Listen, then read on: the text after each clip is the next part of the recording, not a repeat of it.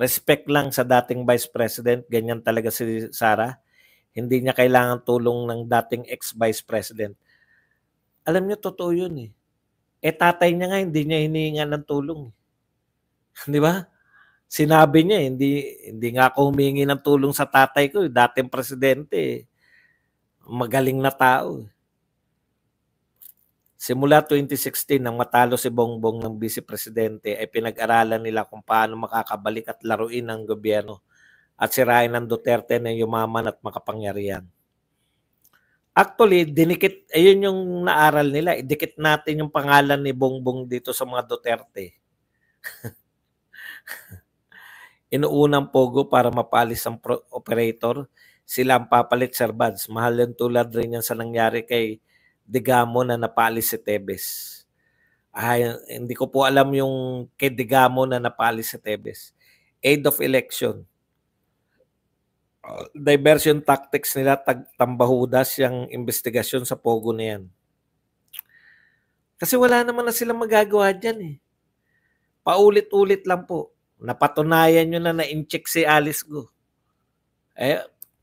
Madidinay nyo ba?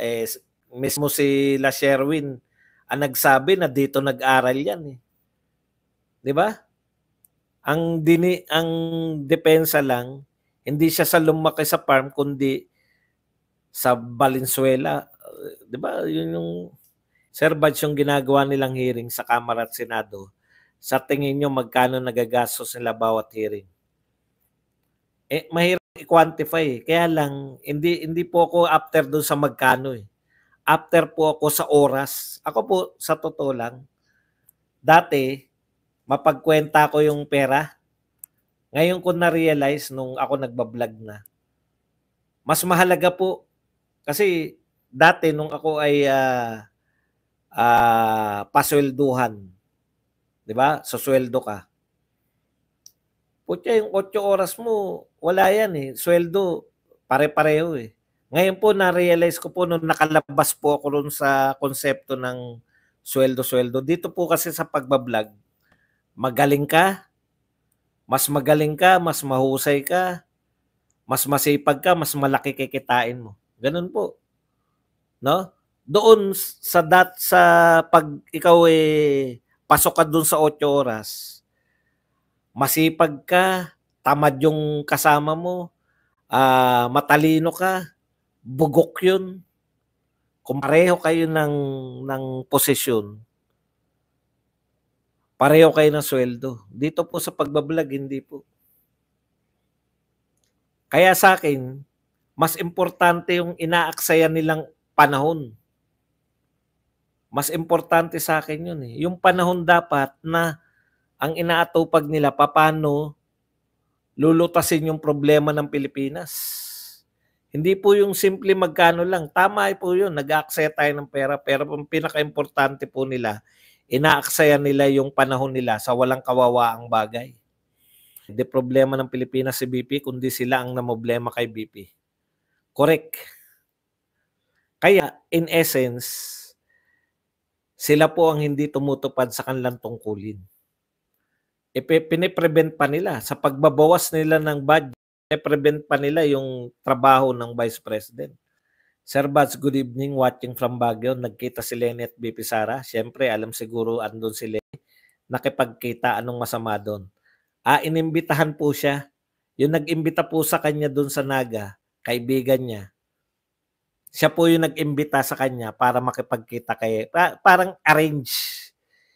Kasi siyempre, kung prominenteng tao yung sa Naga, si BP Lenny naman prominenteng tao yan sa Naga, di ba? Parang mga Duterte, pag pumunta ka ron sa sa Davao, mamimit mo yung mga Duterte kung prominent ka na na tao, di ba? Okay. Bakit kaya nila pinasama na may kita naman sana ng gobyerno at ang mga naglalaro ng Chinese lang? Tapos maglalagay sila na IGL na purely Pinoy nang na humaling sa laro. Kung walang kaugnayan si Roque dyan sa Pogo, di nila papansinin yan. Pogo, it's all about Duterte. Kadapi Sali, hello, good evening, MMLSO. Hindi, yung Pogo mismo, di ba? Inuugnay nila nung una kay Duterte na sa panahon ni Duterte yan yumabong. Solid maisog tayo. Sir Baz, ano na pala balita doon sa mga nanalo sa loto ng 2 times sa isang buwan? Di ba may investigation si Rapi Tulfo? Ano na nangyari? No, nawala na eh. Hindi natin alam eh. Pwede na po palang ipadala sa tunay na jail ang contempt sa Congress kasi si Alice Ong, Pasig City Jail na kinulong. Hindi, may kaso na po si Alice Go. Trafficking, human trafficking. Yun nga eh, duplicity na meron na siyang kaso sa korte tapos meron pa rin siyang investigasyon sa Senado, may investigasyon pa sa Kongreso. Wala naman naniniwala sa OFW sa bangag. Alam naman nila sa ibang bansa, wait na lang nila 2028. Totoo po yan, Sir Bads. Biyanan ko dati na work sa DBM. Halimbawa, 10M project, kalahati agad sa politiko. 3M na lang napupunta sa project. Yun, nakalimutan natin, no? Ihabol ko lang po. Ito pa po yung isa, no? Yung kay Herrera nga, yung in-expose niya na 70 billion. Importante po to eh. Yun po yung budget sa foreign assist project, no? Yung foreign assisted project. Ibig sabihin, nanghingi sila ng 70 million, 70 billion. Nakalagay po yun. Pero tinanggalan sila nun, nilagay naman ni Romualdez sa ano na naman, sa may unprogram na naman. Grabe, no? Kaya wala talaga silang, wala tayong makikita na infrastructure project eh.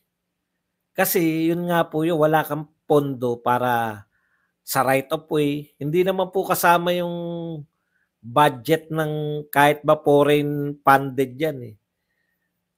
Yung mga tayo pa rin yung magpo-provide ng mga right of way dyan. Sa kanila, yung proyekto lang mismo. Wala eh. Nilipat pa rin yung pondo. Grabe po talaga. Siya na lahat, pwede niya palitan yung business name lang ang para makuha ang project.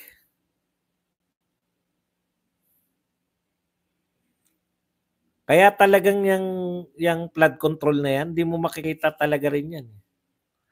Kung parang Japan politiko natin, dami na siguro nagharakiri sa may delikadesa. Hindi nga tayo magiging Japan. Walang mga delikadesa mga politiko natin. Boss ba sa magandang gawin natin ay lusubin ang social media nila at mag-comment tayo doon. Yan po, gawin nyo po yan. Kasi po ako, wala na ako oras eh. Sensya na. Nagkatotoo yung sinabi ni PRRD ng Sir Bans na hindi maganda kung walang oposisyon sa gobyerno dito sa PH. Siyempre, di ba? Visit lang tayo kay Lenny na sila'y oposisyon kasi walang katuturan maging oposisyon. Panay mga papik. Grabe, no? Hindi tayo makabuo ng